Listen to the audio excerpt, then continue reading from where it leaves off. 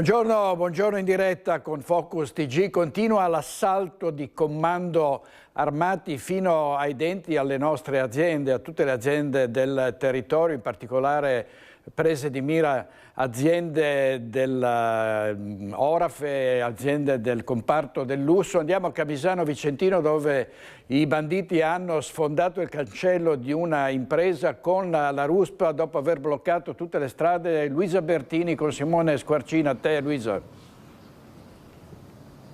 Sì, buongiorno direttore, buongiorno ai nostri telespettatori. Sono in compagnia con l'assessore alla sicurezza di Camisano Vicentino. Buongiorno Gino Maestrello, perché stanotte intorno all'1:30 c'è stato questo assalto ad una ditta Orafa che secondo le prime ricostruzioni al vaglio dei carabinieri i banditi hanno bloccato le strade d'accesso alla via provinciale per poi introdursi all'interno della ditta con una ruspa per poi scappare. Assessore, questo è quello che si può ricostruire per il momento.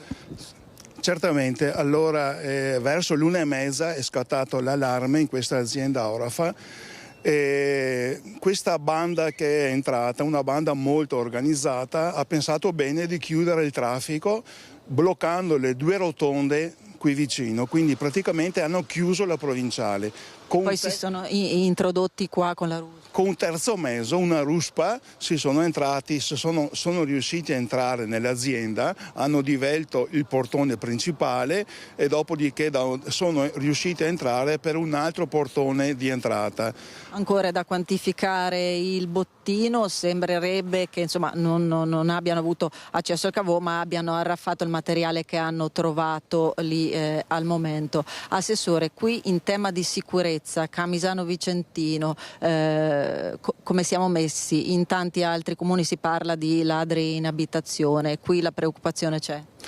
Allora, dai dati a noi dell'amministrazione in possesso che ci ha fornito la caserma dei Carabinieri, possiamo considerare che l'anno 2025 abbiamo dimezzato i furti rispetto all'anno precedente. Possiamo dire che siamo una mosca bianca perché purtroppo i comuni a noi confinanti i dati sono l'opposto. Quindi siamo molto preoccupati soprattutto per quello che è successo questa notte a questa azienda, che stiamo parlando di un'azienda Orafa molto importante che dà lavoro a 25 famiglie di Camisano e soprattutto è un'azienda che di una tecnologia sia i sistemi d'allarmi che sia modalità di lavoro all'avanguardia. Ecco, adesso ovviamente le indagini sono affidate ai carabinieri, qua c'è anche la videosorveglianza, i targa system, si indagherà anche su quei filmati. Allora teniamo a precisare che tutte le strade del nostro comune sono controllate con targa system oppure telecamere, quindi adesso tutti i filmati sono al vaglio delle persone preposte.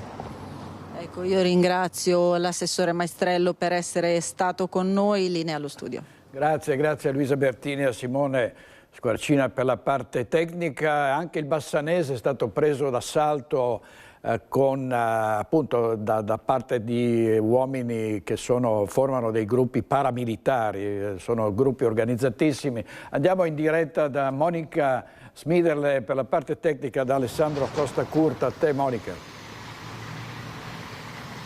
Sì, buongiorno a te direttore, buongiorno a tutti i nostri telespettatori. Dicevi bene, anche le aziende del Bassanese nel mirino della malavita, in particolare aziende che operano nel settore oro, nel settore orafo e dell'alta moda. Ci sono stati almeno 2 casi, il primo ai danni di un'azienda di Romano De Zelino, un'azienda orafa. Qualcosa però non deve essere andato per il verso giusto, potrebbe anche trattarsi della stessa banda che ha compiuto il colpo a Camisano, ma insomma qualcosa non deve essere andato per il verso giusto, perché i ladri hanno deciso di abbandonare il progetto di assalto e sono fuggiti. Probabilmente l'intervento del sistema di allarme dell'azienda oppure il passaggio delle forze dell'ordine, non è ancora chiara la dinamica. Il secondo caso invece nell'area di Mussolente, concorrente, presa di mira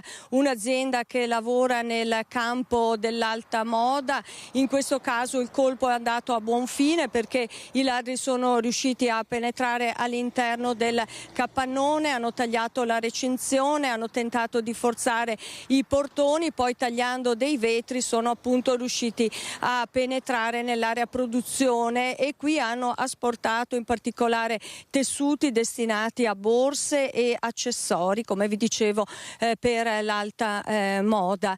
È probabilmente un furto su commissione, la banda ha agito in pochissimi minuti, pare solamente 6 minuti, poi sarebbero stati messi in fuga dall'arrivo della vigilanza privata e anche dei carabinieri. Naturalmente le indagini sono in corso per cercare di risalire agli autori dei colpi.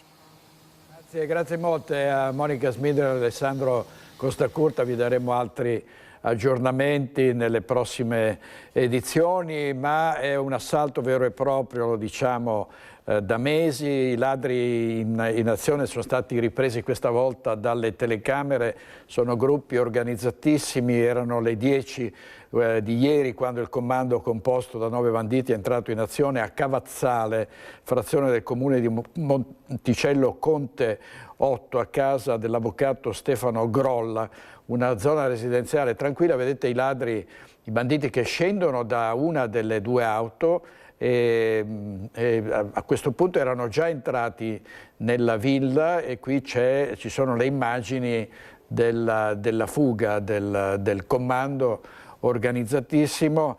E avevano ovviamente il volto coperto, le macchine, una Mini Cooper e una Mercedes berlina. Sono molto deluso, ha detto l'avvocato Grolla, perché ero appena uscito di casa quando i banditi sono entrati in azione. Tra l'altro pochi minuti prima stavo parlando al telefono in casa con un cliente, quando ho sentito suonare non ho risposto, poco dopo sono uscito di casa, erano i ladri che volevano sincerarsi se ci fosse qualcuno all'interno della mia abitazione. Ricordiamo che in tante circostanze i ladri non si fanno nessuno scrupolo, entrano nelle case nonostante la presenza dei proprietari.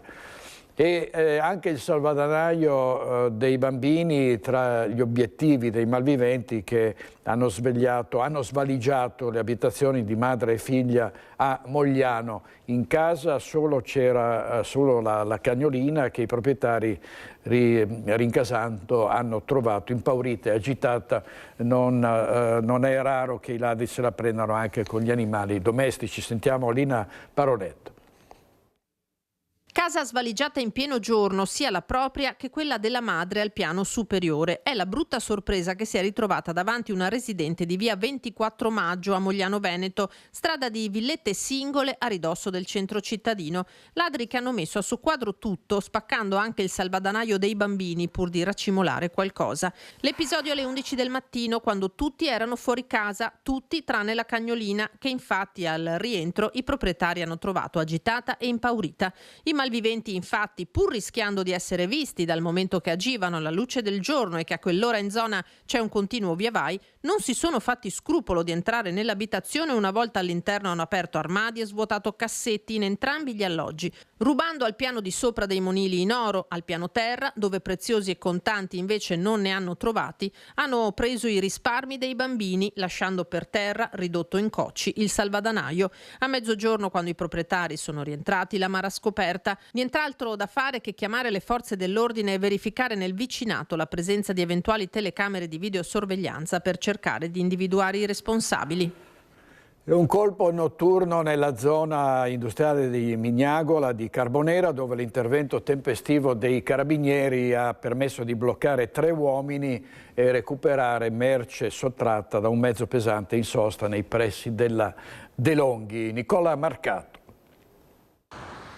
3 uomini sono stati sorpresi e denunciati dai carabinieri dopo aver rubato pezzi di ricambio destinati alle macchine da caffè De Longhi.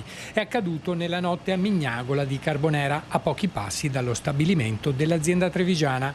I militari, durante un normale servizio di pattugliamento, hanno fermato un'auto sospetta lungo via Duca d'Aosta. A bordo 3 cittadini romeni di 33, 40 e 41 anni, tutti senza fissa dimora. Nel bagagliaio, in un grosso scatolone, i carabinieri hanno trovato la refurtiva prelevata da un rimorchio in sosta. Secondo quanto ricostruito, il mezzo era parcheggiato in un'area poco distante alla De Longhi. Sono riusciti ad arrivare a un rimorchio di un camion sul quale erano presenti segni di effrazione e dal quale appunto era stato rubato questo scatolone. Determinante l'intervento tempestivo della pattuglia che ha intercettato i tre e recuperato l'intera refurtiva, subito restituita all'autotrasportatore. Un malvivente era già conosciuto all'arma. Sì, c'è in particolare un pregiudicato, 2 sono incensurati, in più abbiamo rinvenuto anche degli strumenti di effrazione, in particolare una pinza, un cacciavite e una torcia elettrica che sono stati utilizzati nell'ambito del furto. Il conducente ignaro si era fermato per riposare prima di ripartire, un episodio che riaccende l'attenzione su furti ai danni dei mezzi pesanti in sosta nella zona industriale. Secondo gli inquirenti, quello dei furti nei rimorchi è un fenomeno già registrato in passato. Si tratta di un furto, tra virgolette, abbastanza semplice, nel senso che i rimorchi rimangono lì perché gli autisti, non potendo percorrere più di 8 ore, lasciano il camion caricato nei pressi dello stabilimento e poi lo riprelevano poi la mattina. E ora ci si chiede se non sia necessario individuare un'area custodita dove consentire ai camionisti di parcheggiare in sicurezza, evitando il ripetersi di simili episodi. E furti e quant'altro, ma poi c'è la violenza contro le persone, la violenza giovanile. Andiamo a Trevignano dove una baby gang si è accanita su un ragazzino su un campetto di calcio in diretta. Christian Arboit con Nicoletta Rizzetto. A te, Christian.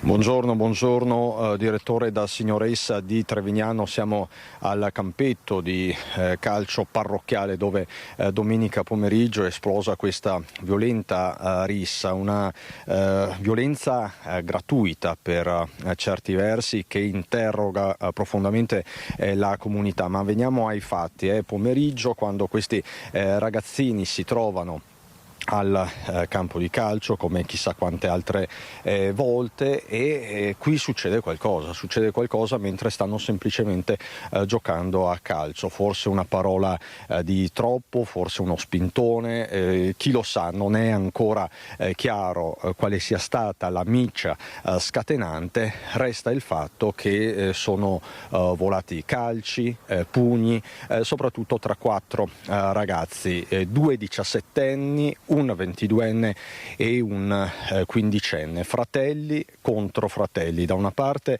2 fratelli di origine marocchina di 17 e 15 anni, dall'altra parte 2 fratelli di Falzè di 17 e 22 anni, quindi 2 contro 2. È successo qualcosa. Fatto sta che i 2 fratelli originari di Falzè sono finiti al pronto soccorso. Uno in particolare ha riportato una prognosi di 30 giorni con profonde lesioni alla mascella. Proprio in queste ore sarà sottoposto a un'operazione molto delicata maxillo-facciale perché appunto ha avuto questo danno alla mascella. Qui con me Franco Bonesso, sindaco di Trevignano, sindaco che anche poco fa mi ha detto insomma sono molto scosso, è un episodio che ci ha scosso profondamente. Sì, buongiorno a tutti.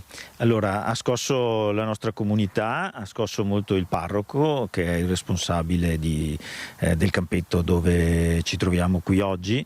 Escludo si tratti di una baby gang, questo è stato un fenomeno di violenza gratuita, inaudita, illogico e non giustificabile, però non è ascrivibile a un fenomeno di gruppi organizzati che si trovino per fare confusione. Ecco perché parliamo di ragazzini che stavano giocando a calcio, poi è successo qualcosa e lì la situazione è letteralmente sfuggita di mano. Esatto, quindi una violenza assolutamente non giustificabile e che è senz'altro da condannare, però non iscrivibile in altri fenomeni che si stanno producendo con disagio giovanile in altri territori, anche se questo ci interroga fortemente sui problemi che stanno affliggendo dappertutto con questi giovani indipendentemente dalla nazionalità. Perché il tema è questo, una violenza gratuita, dicevamo, che interroga in primis gli amministratori, perché si dice: ma com'è possibile che durante una semplice partita di calcio, magari tra amici, tra persone che si conoscevano, ed è il caso di questi 4 ragazzi, sia scoppiata una tale violenza, una tale aggressività? Esatto, fra l'altro credo che 2 fossero anche a scuola assieme, quindi si conoscevano bene, quindi non ha proprio logica. Non capisco che tipo di rabbia possa essere nata per arrivare a prendere a calci e a pugni. Io esprimo la massima solidarietà alla famiglia, so che oggi dovrebbero operare il ragazzo di 22 anni e speriamo vada tutto bene, e come esprimo la solidarietà alla parrocchia di Signoressa, in modo particolare a Don Daniele, che mette a disposizione questi spazi per far sì che i ragazzi socializzino e vivano in maniera armonica la loro giovinezza, e non certo perché avvengano questi tipi di fenomeni. Lei ha sentito la madre del 22enne, dei 2 ragazzi finiti al pronto soccorso, che cosa vi siete detti? Ma intanto le ho portato la solidarietà della comunità, fra l'altro lei è giustamente preoccupata per quello che è successo ai propri figli, però mi ha ringraziato tanto, come ha ringraziato Don Daniele e tutte le famiglie che le si sono fatte vicine in questo giorno, che per lei è di profondo dolore. Intende incontrare questi ragazzi quando anche le condizioni sanitarie lo permetteranno? Ma sicuramente mi farò vivo. Sarà una strigliata, che cosa? No, ma quelli, allora, degli aggressori si stanno occupando le forze dell'ordine, che devono ancora far luce pienamente di quanto è successo. Dopodiché è chiaro che ci coordineremo con i carabinieri per mettere in atto tutto quello che potremo fare. Grazie Sindaco Franco Bonesso. Carabinieri che stanno indagando, c'è una denuncia ovviamente da parte del malcapitato, del ferito, che è ricorso alle cure del pronto soccorso nel pomeriggio di domenica in maniera autonoma. È lì che è scattato l'obbligo di referto da parte degli operatori sanitari, e poi appunto si è sviluppata la vicenda con le conseguenze che ci saranno molto probabilmente nelle prossime ore. Ringrazio ancora il sindaco Franco Bonesso. Da Signoressa è tutto, direttore con Nicoletta Rizzetto, ti restituisco la linea. Grazie Cristian, grazie, prendiamo atto, ha ragione il sindaco, non è un caso di baby gang, diciamo che è una violenza di cui si rendono protagonisti giovani che di solito fanno parte delle baby gang, e non escludo che questi siano appunto coinvolti in organizzazioni di questo tipo, cioè la violenza in genere che nasce da questi ragazzi di seconda generazione avviene soprattutto nelle baby gang, ma anche, come si è visto, anche altrove. In regia oggi ci sono Tony Esposito e Alberto Pivetta. Adesso andiamo in diretta a Negrar, dove probabilmente a causa di una fuga di gas ieri è esplosa una palazzina di 3 piani, c'è una vittima, ci sono 3 feriti. Andiamo in diretta da Marta Zatta con l'operatore Cristian Roque Allende. A te Marta. Sì, buongiorno direttore, buongiorno ai nostri telespettatori. Esatto, noi in questo momento ci troviamo in via Sattarine numero 20, dove ieri sera c'è stata appunto questa tragedia, un'esplosione che ha fatto crollare addosso a una famiglia di 4 persone la casa. La vedete alle nostre spalle, o meglio quel che rimane della casa, rimangono solo macerie. Si sono appunto salvate 3 persone, ma è morto Bruno Savoia di 68 anni. Si indaga per una possibile esplosione di una bombola del gas o una fuga di gas. Adesso le forze dell'ordine e i vigili del fuoco sono al lavoro per ricostruire la dinamica di questa tragedia. Io sono in compagnia del sindaco del sindaco Fausto Rossignoli. Sindaco, lei ieri sera è appunto accorso immediatamente perché c'è stato un boato fortissimo, tutto il paese si è mobilitato, una tragedia che tocca il suo comune. Sì, tocca la comunità questa mattina, come dicevamo poc'anzi. A Prun c'è un silenzio assordante ed è il silenzio del cordoglio, il silenzio del dolore per quello che è accaduto. Ieri sera si è esaurita la conta dei feriti e dei morti, i morti sono stati uno, potevano essere ben più di uno. Questa mattina è il momento di prendersi cura di chi è stato evacuato e di prendersi cura delle abitazioni vicine a quella che è crollata. Sono stati apposti i sigilli per il sequestro probatorio penale da parte della Procura e dei Carabinieri e io ho firmato le ordinanze di inagibilità per tutto il blocco di abitazioni attorno alla palazzina crollata. Ci saranno quindi, oltre ai feriti, oltre al deceduto, 5 persone che non potranno tornare nella loro abitazione, invece un'altra decina di persone che ieri sera per scopo cautelativo non sono state fatte rientrare nelle loro abitazioni, da stasera potranno tornare perché è al di fuori di quel perimetro ristretto che è oggetto dei provvedimenti. La comunità si è subito mossa appunto per queste persone, anche per portare anche già ieri sera una bevanda calda insomma alle persone che sono rimaste senza casa, quindi insomma un segnale positivo da parte della sua comunità. Sì, sapevo che sarebbe accaduto perché conosco il grande cuore di Prun, il grande cuore di Negrar, di Valpolicella, lo stesso grande cuore che non si farà trovare impreparato adesso, e c'è da pensare agli evacuati e c'è da pensare ai feriti o cosa sarà dei feriti una volta che dovranno essere dimessi dall'ospedale. Alla mia sinistra Fabrizio Mignoli, che è il presidente del Consiglio Comunale di Negrare, che conosceva la vittima Bruno Savoia. Sì, erano persone molto ma molto conosciute in zona, persone stimate, appassionate dello sport, perché anche Bruno ha fatto un po' l'allenatore per squadre diciamo dilettantistiche, però la passione era tanta e come diceva prima il sindaco la comunità è scossa, però adesso bisogna rimboccarci le maniche e tentare di aiutare sia le persone che attualmente sono in ospedale e sia le persone che cautelativamente le abbiamo evacuate dalle case limitrofe. Quindi adesso rimbocchiamoci le maniche, però il cuore dei nostri concittadini è molto grande e vedrete che non sarà deluso nessuno.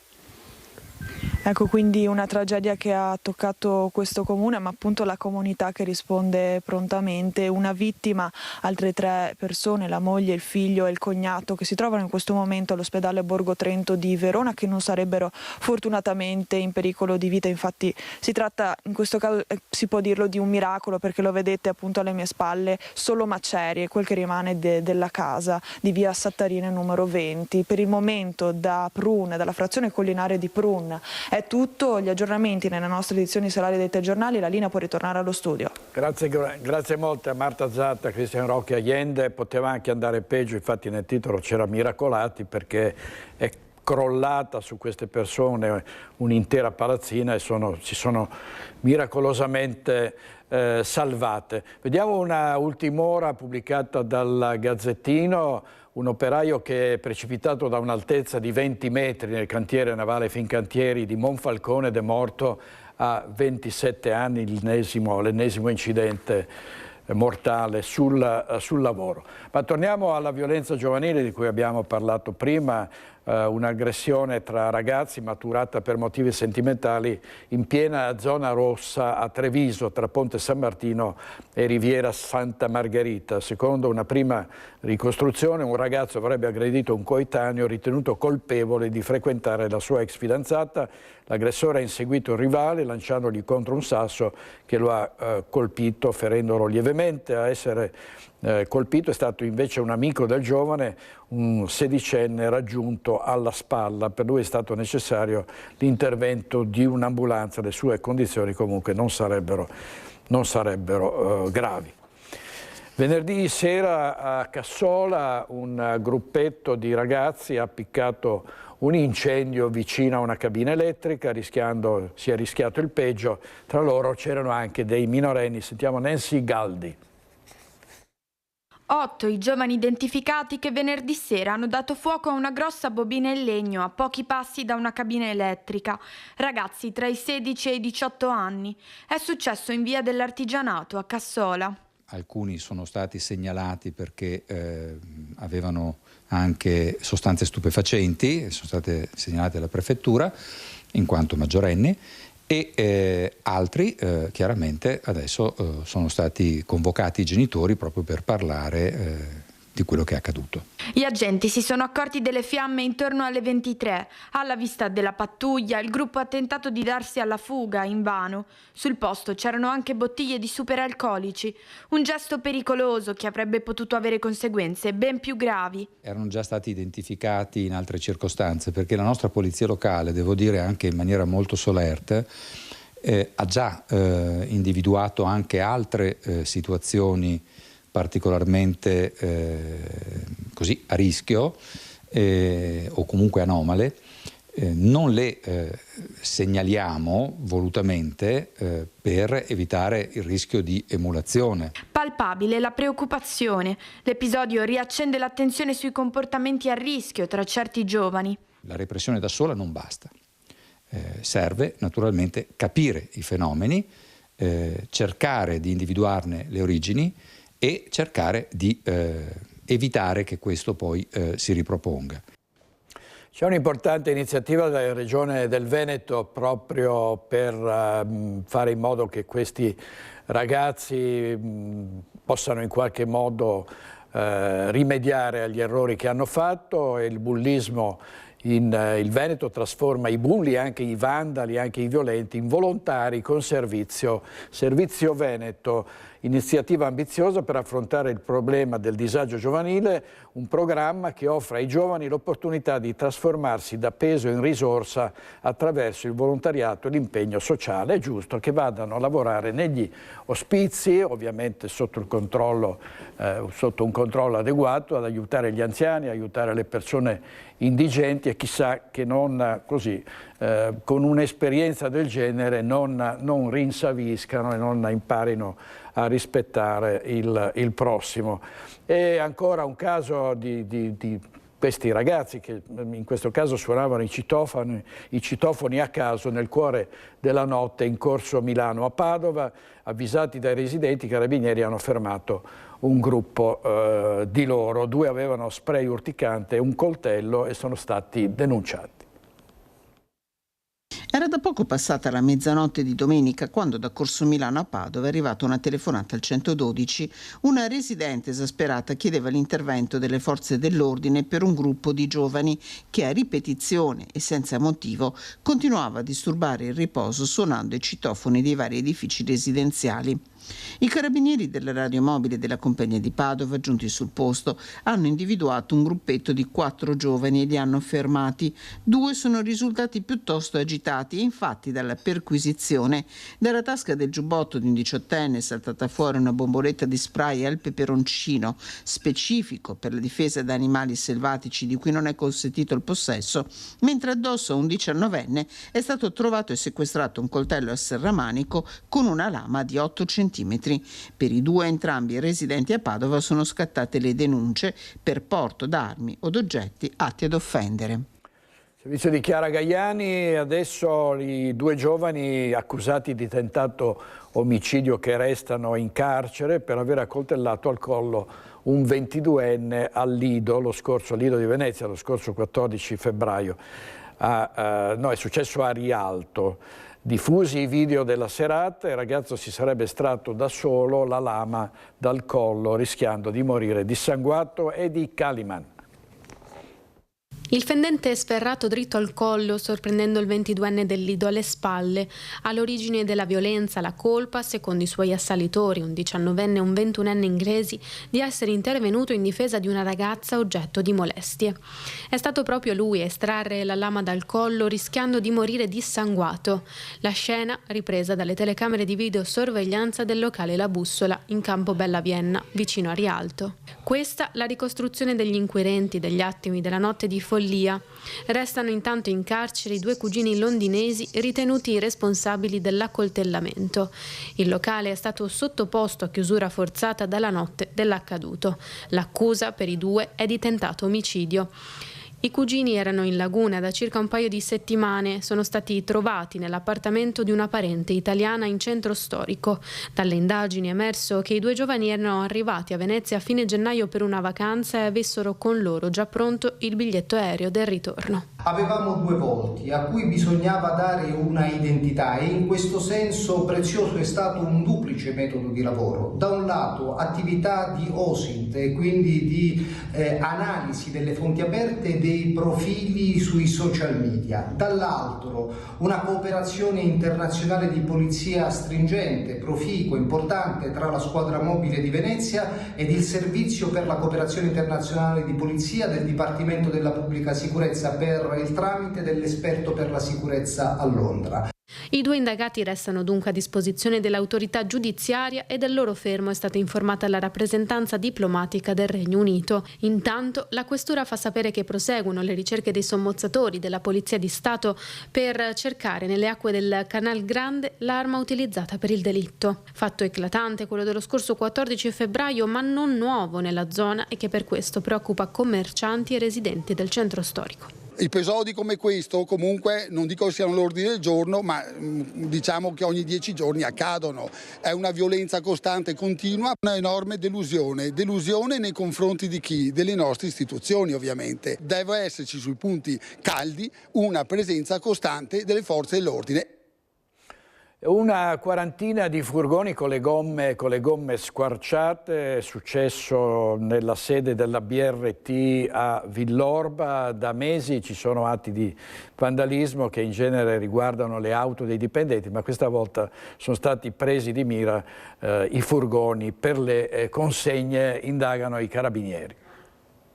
Vandalismo, vendetta, gesto intimidatorio, sabotaggio, cosa sia all'origine di quanto accaduto nella sede della BRT di Villorba saranno le indagini ad appurarlo. Quel che è certo è che lunedì mattina, alla riapertura dell'azienda dopo il fine settimana, i lavoratori hanno trovato una quarantina di furgoni parcheggiati nel piazzale con le gomme a terra, bucate verosimilmente con un punteruolo d'un coltello, di fatto inutilizzabili. Numerosi autisti sono stati mandati a casa, altri hanno cercato di sopperire con dei mezzi sostitutivi. Fatto sta che il lavoro di consegna dei pacchi ha subito pesanti rallentamenti.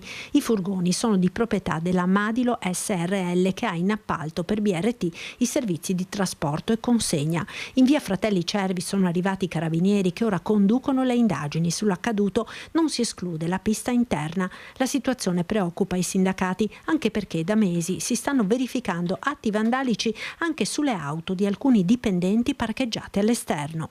Va avanti da qualche mese, ormai siamo probabilmente da inizio dell'estate scorsa, e con l'ultimo atto però di ieri ci fa molto preoccupare l'addestramento di tutti quei mezzi là, in quella maniera là. Ci preoccupa ancora di più perché ci fa pensare che possa esserci qualcos'altro sotto e che è da capire cosa sia, insomma. Queste qua è stato un allenamento proprio mirato sui mezzi di consegna. A voler bloccare la filiale è un gesto che mira, secondo noi, a voler bloccare l'attività di quella filiale lì. I danni sono ingenti, sia quelli diretti per la sostituzione degli pneumatici squarciati, sia quelli indiretti per i ritardi nelle spedizioni. Sull'episodio è intervenuto anche il sindaco di Villorba, Francesco Soligo. Riponiamo piena fiducia nel lavoro degli inquirenti e siamo certi che attraverso gli accertamenti avviati sarà possibile fare luce sull'accaduto in tempi rapidi. È importante, continua il primo cittadino, che chi si rende protagonista di simili gesti sia chiamato a risponderne nelle sedi competenti e secondo quanto previsto dalla legge. Servizio di Marta Marangona e doppia operazione a Belluno, operazione dei carabinieri con ritrovamento di stupefacenti e di refurtiva. Andiamo in diretta da Tiziana Bolognani. A te, Tiziana. L'attività di contrasto, di controllo del territorio non conosce sosta nel Feltrino e soprattutto nel Basso Feltrino. Con il capitano Andrea Caminiti, comandante della compagnia di Feltre, parliamo di una doppia operazione che ha visto all'opera l'arma dei carabinieri nella zona comunale di Setteville. Sono due episodi distinti che ci facciamo spiegare, capitano. Sì, la nostra attenzione sul comune di Setteville è altissima. Setteville è una terra di confine con delle dinamiche molto particolari, quindi noi siamo molto orientati alla prevenzione, ai servizi perlustrativi che comunque portano a dei risultati. Nel fine settimana scorso infatti è stato molto intenso, abbiamo condotto 2 operazioni slegate una dall'altra. Il 21 abbiamo fermato a posto di controllo un soggetto che a seguito dei nostri approfondimenti è risultato, insomma, oltre ad essere gravato da precedenti, aveva il possesso di un coltello e di un po' di stupefacente. Abbiamo approfondito il controllo, siamo andati presso la sua abitazione a Segusino e lì abbiamo trovato parecchia refurtiva proveniente per la maggior parte dai furti perpetrati nelle pertinenze delle abitazioni nei giorni precedenti sia su Feltre che su Setteville.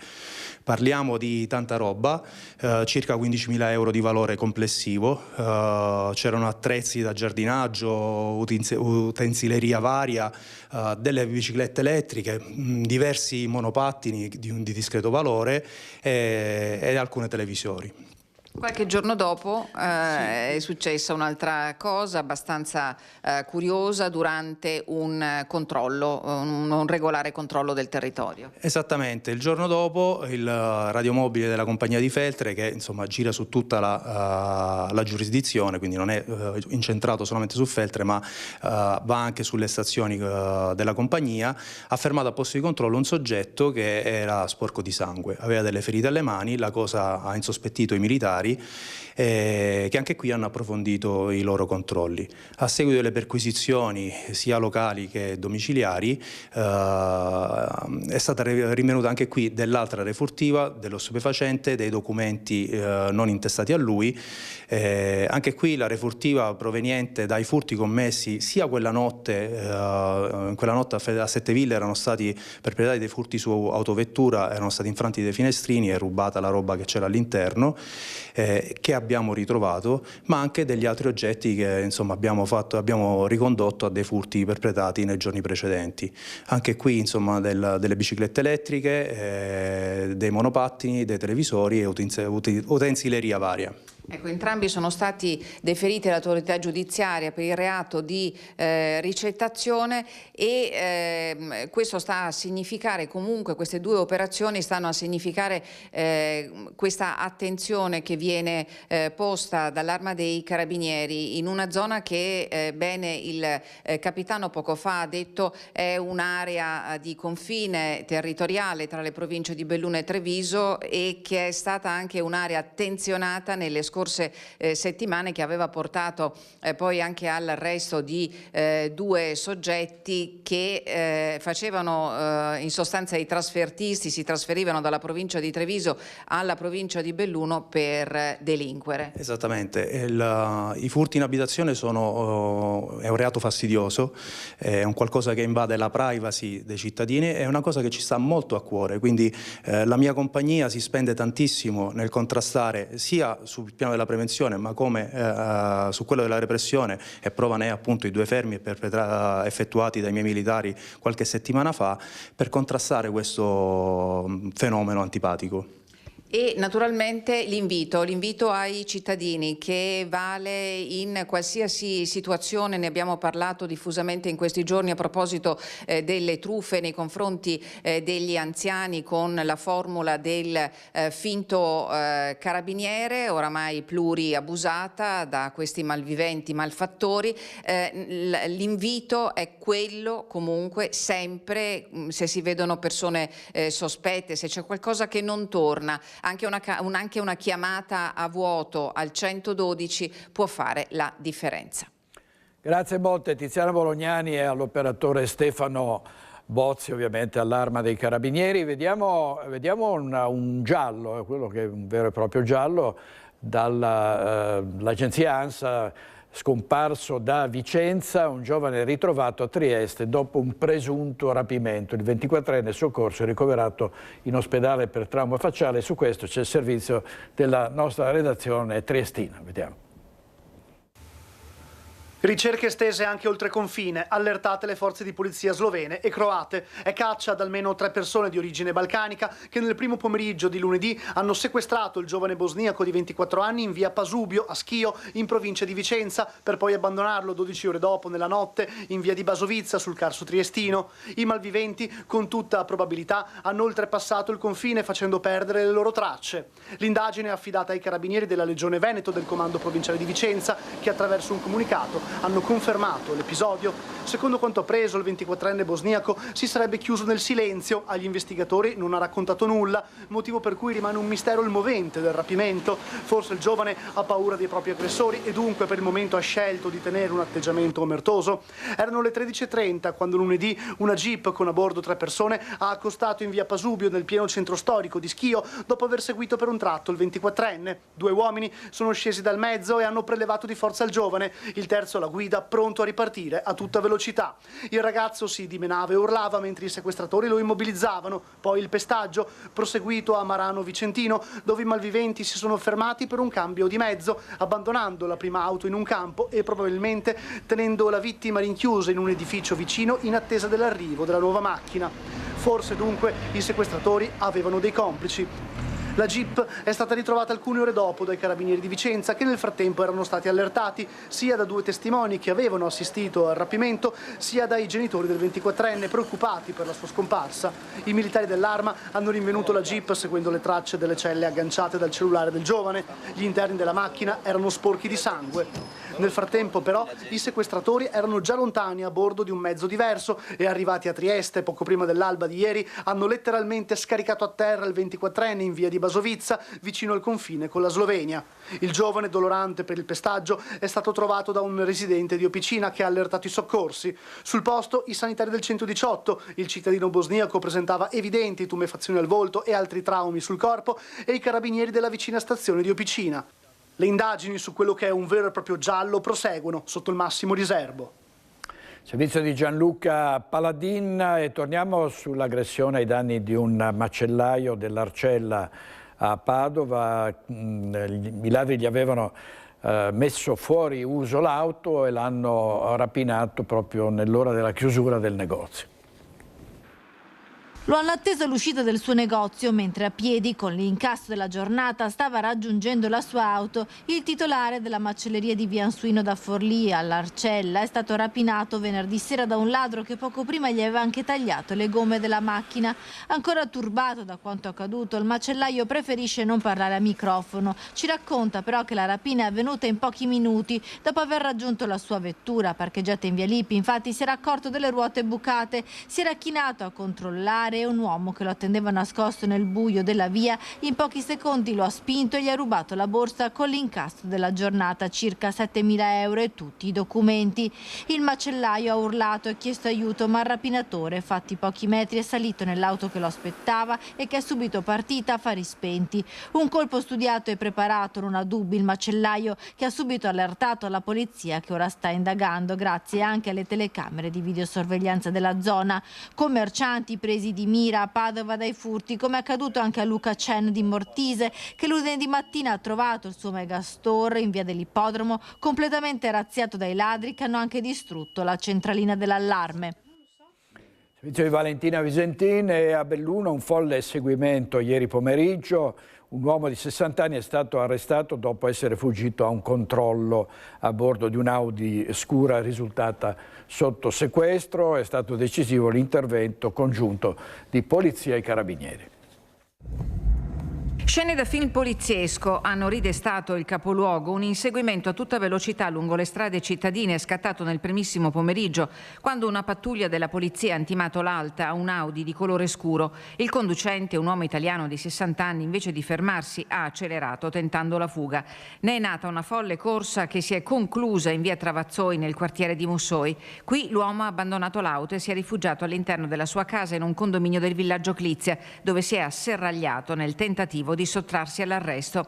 Gli agenti, dopo aver circondato l'edificio, anche con il supporto dei carabinieri, hanno sfondato la porta dell'abitazione e bloccato il sessantenne. Dagli accertamenti è emerso che il veicolo era sottoposto a sequestro per motivi ancora da chiarire e quindi non poteva circolare. L'uomo è stato arrestato e ora dovrà rispondere, oltre che della fuga, anche delle violazioni legate all'utilizzo dell'auto sotto sequestro. Fortunatamente non si registrano feriti. Servizio di Tiziana Bolognani. Adesso Carlo Alberto Inghilleri da Vicenza su un tentato colpo al supermercato con un'aggressione a un vigilante. È stato arrestato un 34enne. Viale del Mercato Nuovo. In un supermercato un libico di 34 anni viene notato da un vigilante mentre preleva diverse confezioni di tonno dagli scaffali. Ma quando arriva alla cassa nasconde la merce e tenta di andarsene senza pagare. A quel punto l'addetto alla sicurezza cerca di fermarlo. Nasce una breve ma concitata colluttazione in cui lo straniero sferra diverse gomitate al vigilante, riuscendo a divincolarsi e a fuggire a piedi verso via Cairoli. Per terra abbandona la refurtiva, uno zaino e 6 confezioni di tonno. Sul posto accorre la polizia. Una volante intercetta il fuggitivo appena 10 minuti dopo, all'angolo con Viale Verona. L'immigrato non avrebbe dovuto nemmeno trovarsi in città, visto che a suo carico pendono sia il divieto di dimora nel comune di Vicenza, sia un foglio di via obbligatorio emesso dal questore il giugno scorso. Accusato di tentata rapina impropria e di violazione delle misure di prevenzione, l'uomo è stato arrestato e la merce recuperata e restituita al supermercato. Sono in corso accertamenti sulle immagini di videosorveglianza per identificare un possibile complice. Poteva mancare anche oggi la classica truffa ai danni degli anziani. Qui si tratta di finti carabinieri in azione. Cristian Arboita in compagnia del tenente colonnello Stefano Mazzanti, comandante del reparto operativo dei carabinieri di Treviso. L'ennesima truffa ai danni di anziani, questa volta a Mogliano, una truffa che è costata a questa coppia di coniugi quasi novantenni 40.000 euro. Questo il bottino di 2 truffatori che sono stati individuati, prima individuati e fermati e poi denunciati dai carabinieri. Qui con me c'è il tenente colonnello Stefano Mazzanti, comandante del reparto operativo dei carabinieri di Treviso. Comandante, veniamo ai fatti d'autunno scorso, quindi un fatto che si è registrato nell'ottobre scorso. Queste 2 vittime, è un copione che si ripete. Cos'è successo in questo caso? Sì, intanto buongiorno a tutti. Parliamo della truffa purtroppo del cosiddetto finto carabiniere, cioè nel senso che in questa circostanza il soggetto che poi è stato identificato si è fatto passare per un maresciallo dei carabinieri, prospettando alle vittime la necessità di pagare una cauzione poiché il loro figlio era rimasto coinvolto in un incidente stradale. In questo caso chiaramente successivamente il soggetto o chi per esso, comunque noi sospettiamo sia lui, è passato nell'abitazione e si è fatto consegnare dalla coppia circa 40.000 euro in denaro contante.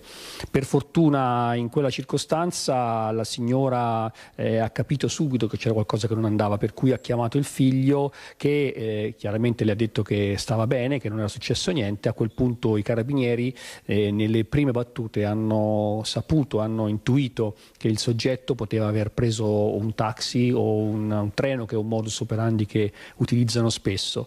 In quella circostanza il tassista ha riconosciuto il fatto di aver accompagnato una coppia presso la stazione ferroviaria e questo ci ha consentito di poterli poi far fermare dai colleghi della Polfer a Mestre. Coppia, padre e figlia che erano diretti a Napoli. Sì, è una località della Campania dove loro, noi presumiamo, facessero base, come accade spesso nelle altre truffe che abbiamo scoperto e siamo riusciti a individuare.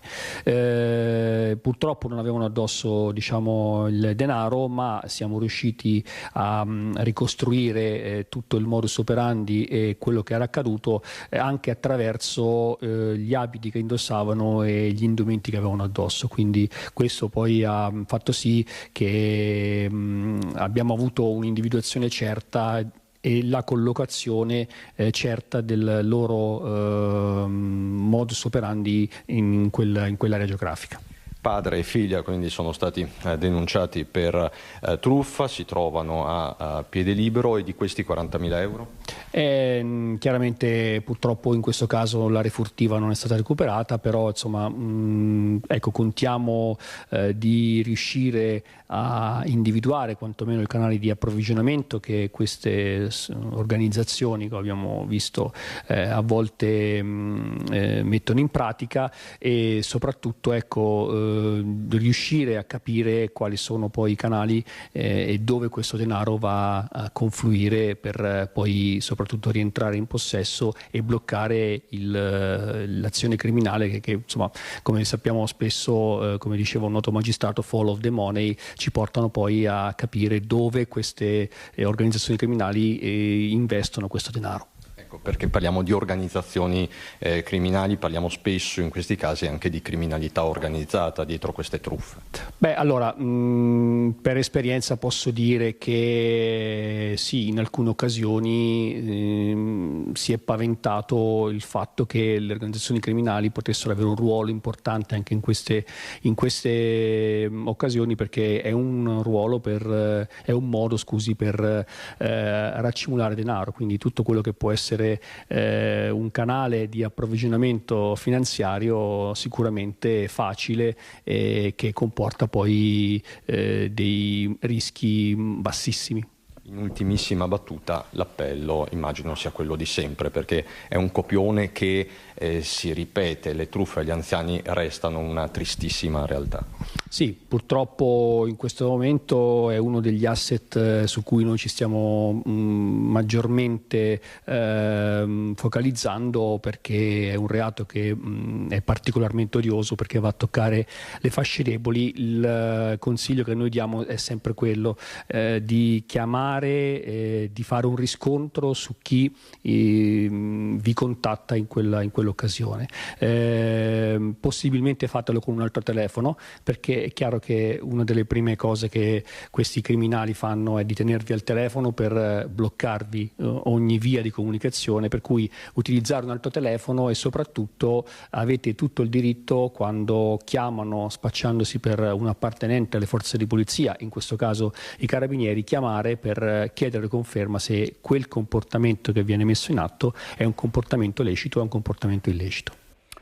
Bisogna fare attenzione, continuiamo a ripeterlo ogni giorno, bisogna seguire i consigli dei carabinieri, delle forze dell'ordine. Torniamo su una finta badante che al cimitero di Arcade ha scippato con destrezza alcune persone con la famosa tecnica dell'abbraccio. Lucio Zanato.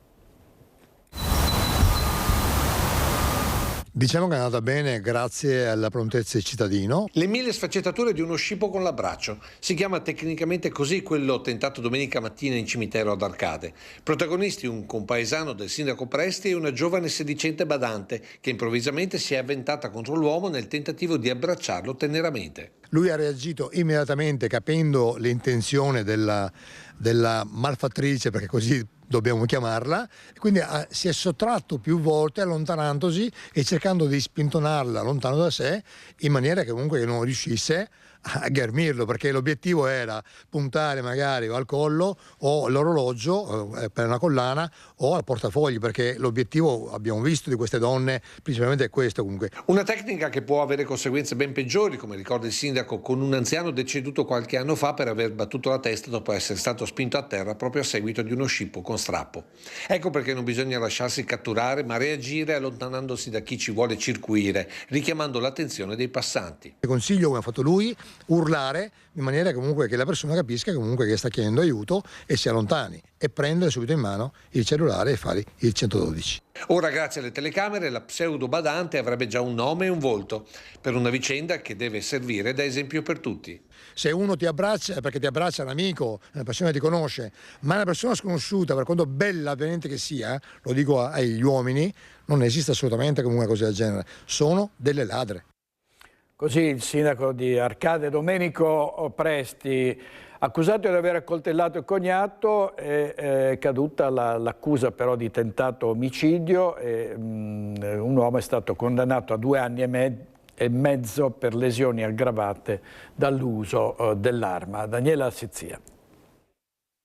Un'aggressione culminata nell'accoltellamento di un 44enne giostraio accusato di tentato omicidio, il cognato Alessandro Cari, 56 anni. Il pubblico ministero Davide Romanelli aveva chiesto 7 anni di reclusione, ma il reato è stato riqualificato in lesioni aggravate dall'uso dell'arma. Cari è stato condannato a 2 anni e mezzo. Diciamo che tutta l'istruttoria ha confermato che la difesa aveva ragione nel ritenere che, quando anche si possa poi senza dubbio alcuno affermare che il ferimento è opera del mio assistito, di sicuro non si verteva in tema di tentato omicidio. Un episodio dai contorni tutt'altro che chiari. Innanzitutto la vittima, nel cuore della notte, era in zona Posmona, Montebelluna, in pieno lockdown legato al Covid-19. Era la notte di Pasqua 2021. Colpito da 2 fendenti, l'uomo si era trascinato fino all'abitazione di alcuni parenti che poi avevano allertato i soccorsi. La prima versione era che ad accoltellarlo erano state alcune persone che non conosceva. Poche settimane dopo aveva ritrattato la versione indicando il cognato come l'aggressore. Fra i 2 ci sarebbero stati dissapori legati alla sorella dell'imputato, moglie della vittima. Lei avrebbe chiesto aiuto al fratello per lasciare la casa familiare. Cari si è sempre dichiarato innocente. Dal punto di vista, diciamo, oggettivo, come fatto reato, siamo soddisfatti perché è stata accolta la nostra richiesta. Attenderemo le motivazioni per valutare se poi il collegio è riuscito a superare le problematiche legate alla individuazione del responsabile di questo fatto e quindi valuteremo in quella sede se c'è spazio anche per un'impugnazione rispetto all'autore del reato. La vittima dell'aggressione, che avrebbe addirittura ritirato la denuncia, poco dopo l'accoltellamento si sarebbe reso irreperibile e non si sarebbe mai presentato in aula per testimoniare, per quanto fosse stato disposto l'accompagnamento coatto in tribunale. Cari è stato quindi ritenuto responsabile dell'aggressione al cognato. L'avvocato Nava è pronta a dar battaglia per trovare, dice, il vero colpevole.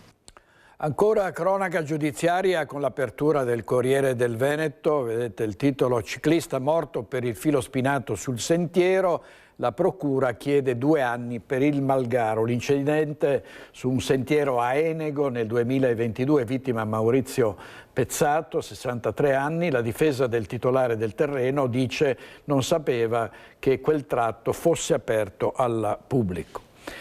E un secondo caso in Veneto: una donna si è fratturata il piede mentre era in smart working, quindi non in sede della sua azienda. Il giudice ha stabilito che è un infortunio sul lavoro e così l'INAIL deve risarcire le spese mediche. Valentina Visentini.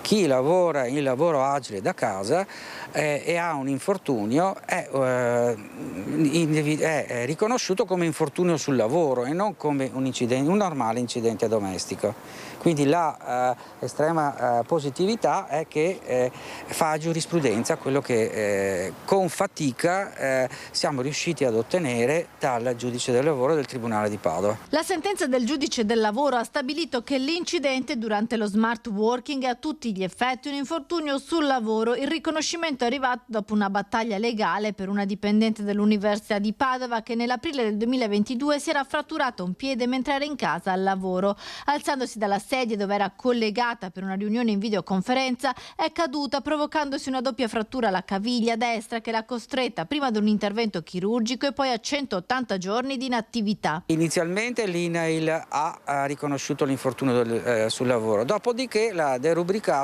a normale incidente domestico. Non sono valse tutte le richieste fatte dalla collega, anche la presentazione con il nostro aiuto come sindacato di un ricorso interno all'INAIL,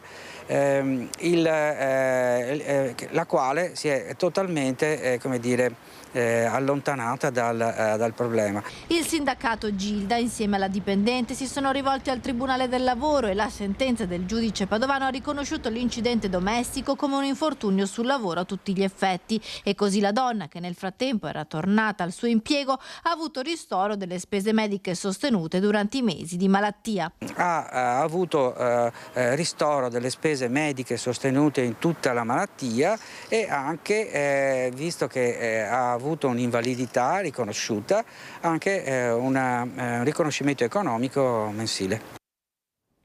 L'ex direttore generale della Banca Popolare di Vicenza, Samuele Sorato, è stato condannato anche dalla Consob a 200.000 euro di multa. C'è la piena responsabilità a titolo di dolo di Samuele Sorato per tutte le violazioni ascrittegli e legate all'aumento di capitale del 2014 della Banca Popolare di Vicenza. Lo scrivono i giudici che lo hanno sanzionato anche di 200.000 euro di multa. Non solo dunque la condanna in appello a 3 anni e 8 mesi di carcere per il fallimento della Banca Popolare di Vicenza il 25 giugno 2017, vicenda per la quale è stato condannato in via definitiva anche l'ex presidente Gianni Zonin a 3 anni e 5 mesi di carcere. Ora per l'ex direttore generale Samuele Sorato, 66 anni, diventano definitive le sanzioni amministrative della Consob. La Corte di Cassazione ha respinto il ricorso di Sorato contro i provvedimenti dell'autorità di vigilanza.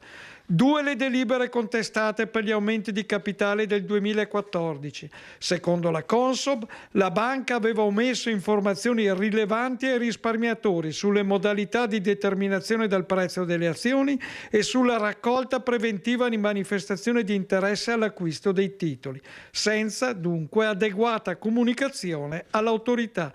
Sorato è ora in attesa della sentenza della Cassazione penale. Intanto è diventata definitiva anche la sanzione della Consob di 10.000 euro nei confronti dell'accademico olimpico Alvise Rossi di Schio, che per 10 mesi fece parte del consiglio d'amministrazione di BPV tra il 2014 e il 2015. Servizio di Ivano Tolettini, andiamo in pubblicità con i nostri registi Tony Esposito e Alberto Pivetta, state con noi.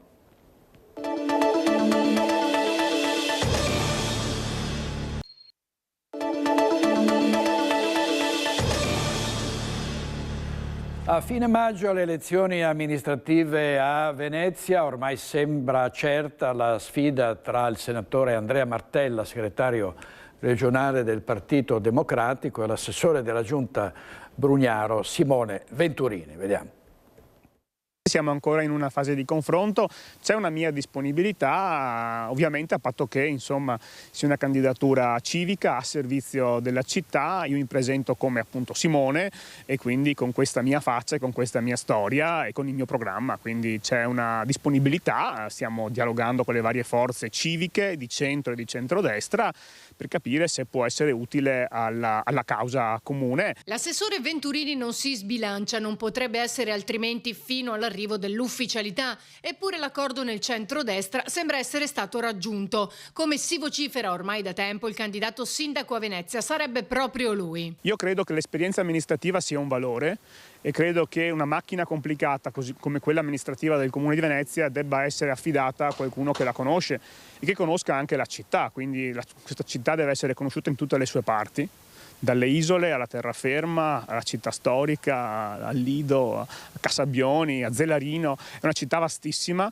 e diversissima e quindi serve una conoscenza proprio puntuale del territorio, di chi in questi anni l'ha girata per filo e per segno, in lungo e in largo. Ecco, non ci si può improvvisare. Venturini ha già le idee chiare su quale sarebbe il suo lavoro da sindaco. All'insegna dell'evoluzione, quindi né continuità né discontinuità, ogni persona interpreta la situazione a modo suo. Io appunto mi presento come me stesso e con l'esperienza che ho accumulato in questi anni, quindi sarà sicuramente un'amministrazione, la prossima, qualora dovessi essere io a rappresentarla, un'amministrazione capace di valorizzare tutto il bene che è stato fatto alla macchina amministrativa e di continuare nella soluzione dei problemi non ancora risolti. L'ufficialità potrebbe essere questione di poche ore, ma Venturini evidenzia. È una questione ancora di qualche giorno, in modo da definire bene il programmi e le priorità in particolare, quindi sono fiducioso che nel giro di qualche giorno anche il centrodestra potrà presentare la sua candidatura. Non c'è fretta, nel senso che la coalizione avversa aveva la fretta di far conoscere un candidato che non era conosciuto e di fargli conoscere la città al candidato.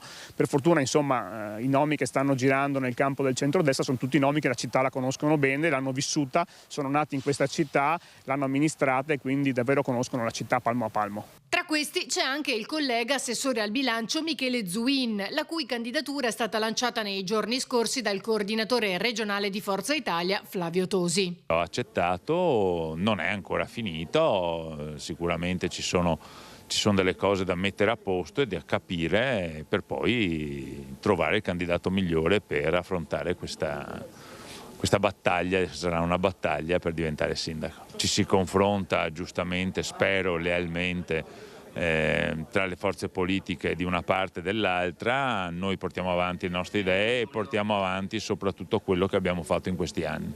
Lei comunque sarebbe pronto a prendere in mano la città? Sono nato pronto. Sono nato pronto, dice Michele Zuin nell'intervista di Ilaria Marchiori. E sentiamo adesso cosa ha detto sulle prossime amministrative il sindaco di Venezia, Luigi Brugnaro, che non potrà ricandidarsi essendo giunto, avendo già fatto due mandati. Io non ho fretta che sia oggi, domani o settimana prossima, immagino nei prossimi giorni, insomma, ma non c'è ansia, insomma. Il candidato penso sarà quello di cui avete parlato tanto, insomma. È un giovane, per cui... Quindi è Simone Venturini? Quindi penso sarà Simone Venturini. Dico penso perché l'annuncio deve essere fatto formalmente da tutta quanta l'alleanza, mi sembra rispettoso. Io poi sono anche in uscita, oggi mi hanno regalato la stecca che mi segna tutti i giorni, mancano 90 giorni oggi, perché ne ho già cancellati 10, ho fatto la stecca da 100 giorni.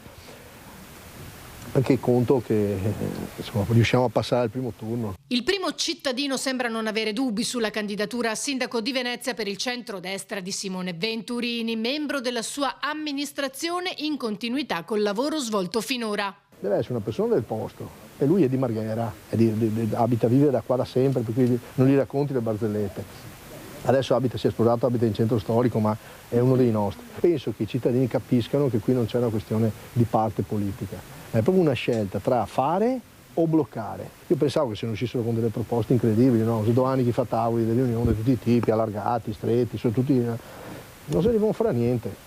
Addirittura adesso discutono se scavo, si intende in che modo scavo o no, capito? Cioè, dove ti va così? Con un mondo che corre, l'Europa corre, ai giovani, gli devi dare risposte immediate. Decideranno i cittadini, la città è loro, è giusto che sia così. Io sono stato onorato di aver fatto 11 anni qui, al loro servizio, al servizio della città. Consapevole di quanto fatto per la città, 11 anni d'amministrazione che raccoglierà in un libro, Brugnaro risponde alle accuse che stanno arrivando nelle ultime settimane nei suoi confronti. Lo decideranno i cittadini se non abbiamo fatto nulla o no.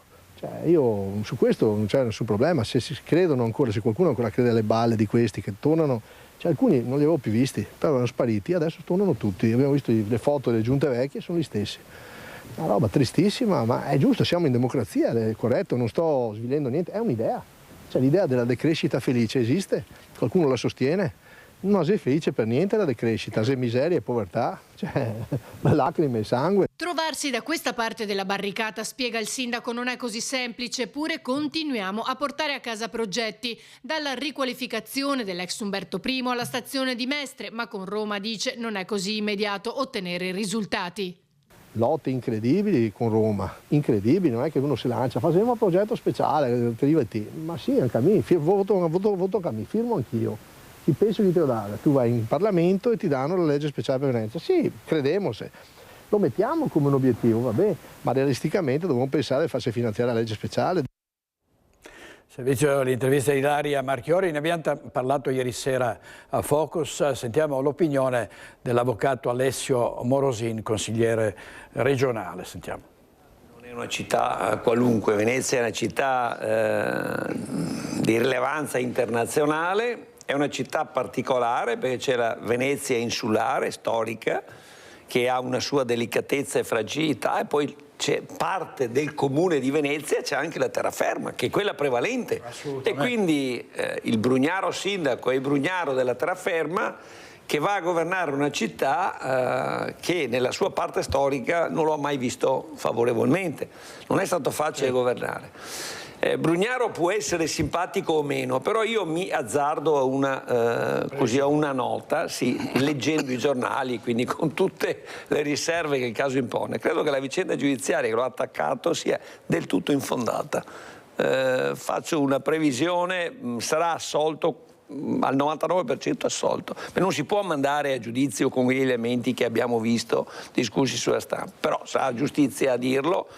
Io tifo sempre per la giustizia, quindi quella che sarà la pronuncia finale della giustizia a me andrà bene, però è un problema che, ripeto, adesso è superato, perché i cittadini devono trovare un nuovo amministratore. Nel bene e nel male Brugnaro ha cercato di fare del suo meglio, con le sue capacità, con la sua visione, con i suoi limiti. La cittadella dello sport è una cosa sulla quale si è impegnato tantissimo. In centro storico avrebbero voluto altre scelte. Io mi auguro, spero che il nuovo sindaco valorizzi un fatto, perché Venezia, ripeto, Venezia storica è una realtà insulare. Hanno modificato anche la Costituzione, il 119, sesto comma della Costituzione, per dire che la Repubblica si impegna a sostenere le realtà insulari. Venezia è unita da un ponte che non può, per il fatto che esiste il ponte, dire che non è insulare. È insulare per l'antonomasia, sono 150 isole circa, quindi io spero che con questa modifica, che è di 3 anni fa, del 119 sesto comma della Costituzione, si possa lanciare un progetto. Così l'avvocato Alessio Morosini ieri sera a Focus. Vediamo a Treviso invece il caso di Django. Il sindaco Conte convoca Fratelli d'Italia per spiegare per l'ennesima volta la proroga della convenzione con Open Piave, proroga per il centro sociale. Vediamo. L'importante è capire se vogliono stare all'interno della maggioranza o se non si sentono più rappresentati. Per me non è un problema. Di certo però non credo che questo atteggiamento faccia bene alla città, faccia bene ai trevigiani e non fa bene nemmeno a Fratelli d'Italia. Se i rappresentanti di Prima i Trevigiani, componente politica di Fratelli d'Italia, non si riconoscono più nell'operato dell'amministrazione comunale, sono liberi di lasciare la maggioranza. Lo dice il sindaco Mario Conte dopo l'ennesimo confronto con l'alleato di Cassugana, convocato, dice non senza sarcasmo, per spiegare per la 7ª volta l'atto con cui il comune ha prorogato per altri 2 anni la convenzione con Open Piave, consentendo di conseguenza al centro sociale Django di rimanere dov'è. Strada obbligata pena una contestazione di fronte alla Corte dei Conti. Riunione indetta dal primo cittadino in mattinata, meloniani più vicini alla giunta in evidente difficoltà, continua Conte, di fronte alla richiesta di accesso agli atti dei rappresentanti di Prima i Trevigiani per andare a spulciare la correttezza delle scelte di sindaco e assessori, e questo secondo il primo cittadino dopo che un chiarimento c'era già stato. C'è una Fratelli d'Italia che fa riferimento a Giorgia Meloni, che condivide, dialoga, si confronta, e poi c'è una Fratelli d'Italia che non so a chi fa riferimento, che evidentemente non si riconosce più. Per me non c'è problema, facciano quello che vogliono, l'importante è però che non perdiamo tempo, nel senso che se vieni in ufficio, vedi i documenti, condividi anche le prospettive future, poi non puoi uscire e fare il contrario. Detto questo, io ho stima e anche grande amicizia nei confronti di Campione e Nascimben. Evidentemente non si riconoscono più in questa amministrazione, quindi che si sentano veramente liberi di fare quello che vogliono. A Leonardo Campion, portavoce di Prima i Trevigiani, le spiegazioni evidentemente non sono sufficienti, visto che in giornata ha continuato a ribadire la linea del comitato, vale a dire che la scelta del comune non era affatto obbligata. Noi, per quello che ci siamo informati, non è così, ovvero sì, ci sono state delle proroghe per Covid, ma non di 2 anni, quindi di durate molto inferiori. Proprio per questo abbiamo deciso di fare un accesso agli atti e quindi verificheremo convenzione per convenzione se ci sono stati dei trattamenti diversi tra l'una e l'altra. La promessa di sgombero del Django fatta da Conte in campagna elettorale è andata disattesa, continua Campion. Sul futuro dell'ex Piave, con particolare riferimento al nuovo piano dell'abitare, basta parole. Quello che vogliamo e quello che chiediamo è che venga presa un impegno e non ci bastano più le promesse, vogliamo che venga messo nero su bianco cosa verrà fatto della caserma Piave quando scadrà questa proroga al Django. Frattura che non si sana dunque, e lo conferma anche Conte. C'è una fetta di Fratelli d'Italia con cui si riesce a dialogare e un'altra che sta via via prendendo le distanze. Con quella parte di Fratelli d'Italia che fa riferimento a Giorgia Meloni io mi trovo assolutamente bene. Con chi fa riferimento ad altri personaggi della città un po' meno. Arrivano importanti novità per 2 ospedali dell'ULSS 7. Sentiamo Mirko Cavallin. Partiranno all'inizio del 2027 i lavori di adeguamento antisismico e antincendio all'ospedale San Bassiano. Con l'intervento, che durerà un paio di anni e vale 25 milioni di euro, è previsto anche il rifacimento del blocco operatorio e la realizzazione di un nuovo polo endoscopico. L'azienda ULSS 7 Pedemontana ha infatti approvato il progetto per la riqualificazione del nosocomio bassanese costruito nei primi anni '80. Il finanziamento arriva da un accordo di programma tra la Regione del Veneto e i Ministeri della Salute e delle Finanze. L'adeguamento antisismico riguarderà alcune aree del secondo, terzo e quarto piano, oltre al primo piano interrato. Nell'occasione sarà completamente rinnovato il blocco operatorio, che potrà contare su 7 nuove sale operatorie e ampie aree di preparazione e locali di servizio. Sarà potenziata l'area per day e week surgery, con particolare attenzione per la sicurezza di pazienti e sanitari. Nell'interrato sarà realizzato un maxi polo endoscopico con 5 sale di intervento, 4 ambulatori e ulteriori locali per preparazione e risveglio. È già operativo intanto il nuovo ospedale di comunità a Sant'Orso, con 15 posti letto destinati ai pazienti che richiedono un livello di assistenza intermedio tra i reparti per acuti e il rientro a casa. La struttura, finanziata dal PNRR, occupa 850 metri quadrati in un'area dedicata al piano terra dell'ospedale Alto Vicentino. E questo era Mirko Cavallin e continuiamo a parlare di sanità e andiamo da Filippo Fois in diretta con il direttore generale di ULSS 3. A te Filippo.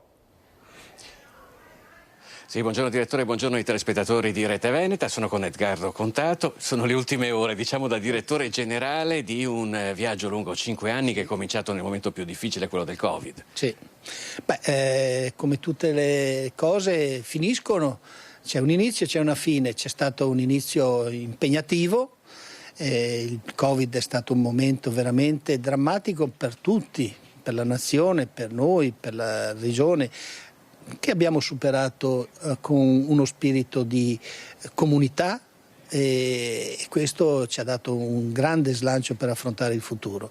E adesso... Molta fantasia, lei ha detto, anche perché per esempio c'è stato quel vaporetto che andava per le isole per vaccinare la popolazione che altrimenti non avrebbe fatto in tempo o comunque sarebbe stata molto svantaggiata, diciamo. Ma certo, ma Venezia è un luogo particolare, quindi a luoghi particolari bisogna trovare delle soluzioni diverse e quello è stato proprio quasi dalla disperazione. Come si fa ad andare a trovare a casa a Burano i cittadini, portargli le stesse opportunità che trovano da altre parti, quindi ci è venuta bene quella cosa lì. Senta, lei oggi ha rivendicato 2 successi, poi arriverà anche con una domanda un pochino più preparata, però il primo è quello, per quello che riguarda le liste d'attesa, l'ULSS 3 Serenissima è una di quelle che ha il minor tempo di attesa in tutto il Veneto. Sì, ha le performance tra le aziende tra le migliori, quindi anche questo è un bel risultato. Abbiamo diciamo colmato l'handicap che ci derivava dal Covid e adesso siamo in una condizione buona, dignitosa per i nostri utenti. Poi si parla spesso naturalmente di assenza di personale sia medico che infermieristico e l'ULSS 3 ha portato 2 corsi sia di infermieristica a Chioggia che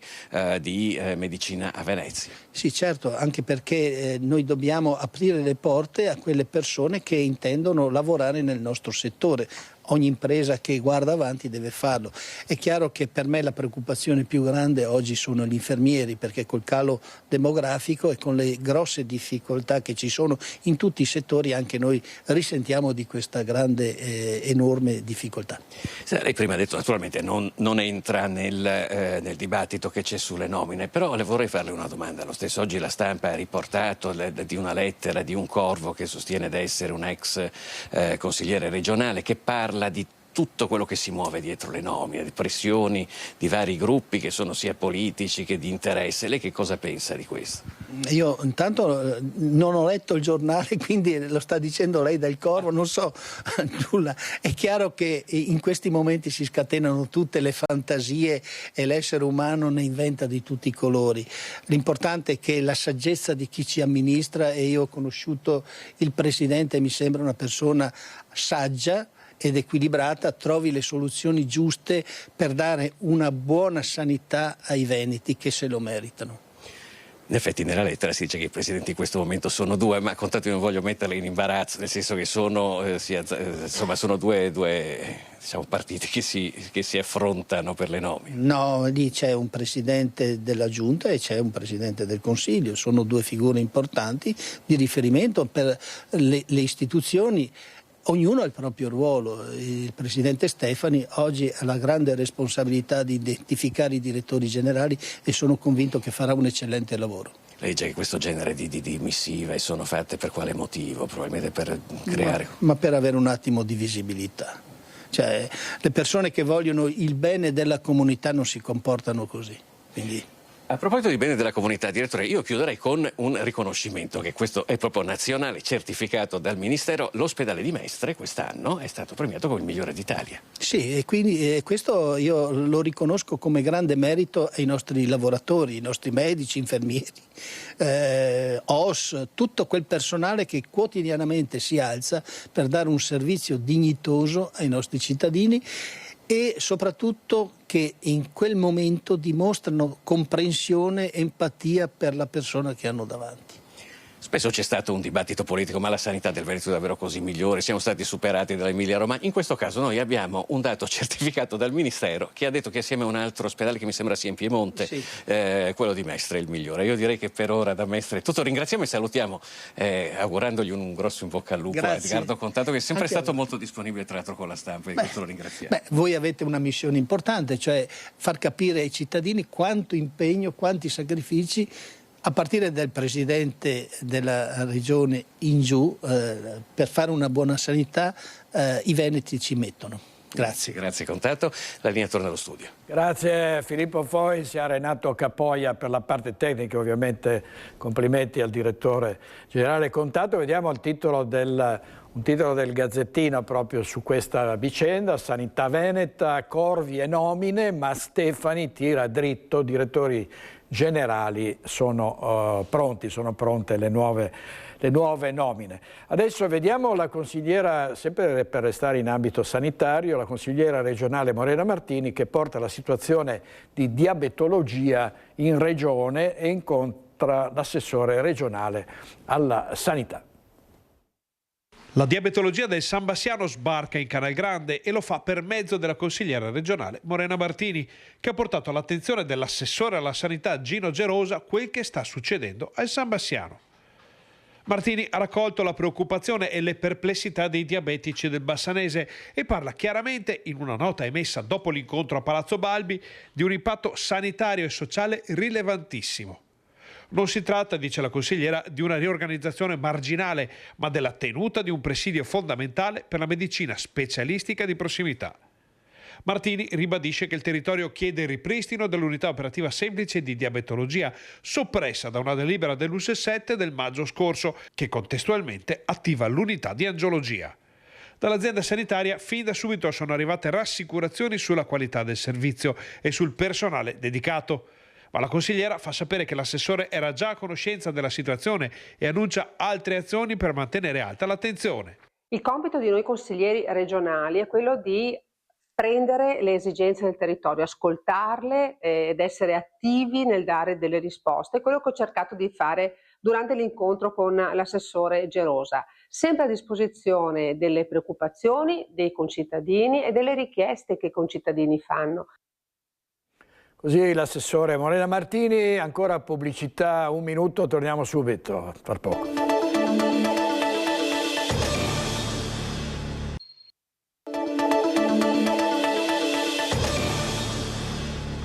Le insidie della rete, dei social, la migliore via per utilizzare internet nella maniera più corretta diretta, se ne è parlato in un incontro al Teatro Jacopo da Ponte di Bassano del Grappa. I giovani hanno bisogno di tutele e quindi sono incontri che servono a noi come formazione, ai ragazzi come informazione, perché la scuola ha un compito, quello di dare gli strumenti proprio per tutelarsi sia appunto quando parliamo di vittime di bullismo ma anche di cyberbullismo. E lo scopo dell'incontro è quello di sensibilizzare i giovani a un uso consapevole del web. Vivere il digitale, sicurezza online, social e intelligenza artificiale è il titolo dell'incontro che si è tenuto al Teatro Jacopo da Ponte a Bassano del Grappa, promosso dall'Istituto Superiore Remondini in collaborazione con la Polizia di Stato. Stiamo cercando di dare ai ragazzi degli strumenti per poter sapere come devono agire nel mondo digitale. Non è un mondo facile, è un mondo che tante volte si è evoluto molto più in fretta di quanto poi gli strumenti siano stati dietro. Un mondo pieno di sfaccettature, opportunità sì, ma anche insidie. E poi con l'intelligenza artificiale per i giovani è diventato ancora più complesso da gestire. Noi studenti inizialmente non ce ne rendiamo neanche conto dei rischi che possono sorgere usando i social, usando comunque l'internet. Ormai non si sa neanche quando si guardano, ad esempio io quando scrollo, guardo TikTok, Instagram, ormai non ci si rende neanche più conto di cos'è vero e che cos'è falso e ormai fa ansia quasi questa cosa.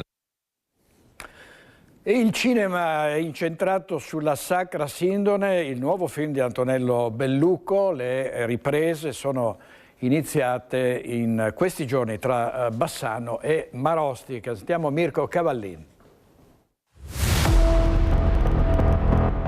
C14, come la sigla chimica del carbonio usato per la datazione di oggetti antichi. È il titolo provvisorio del thriller distopico di cui sono iniziate le riprese in questi giorni tra il Bassanese e una masseria in Puglia. La regia è di Antonello Bellucco, coadiuvato per la sceneggiatura da Giuseppe De Concini.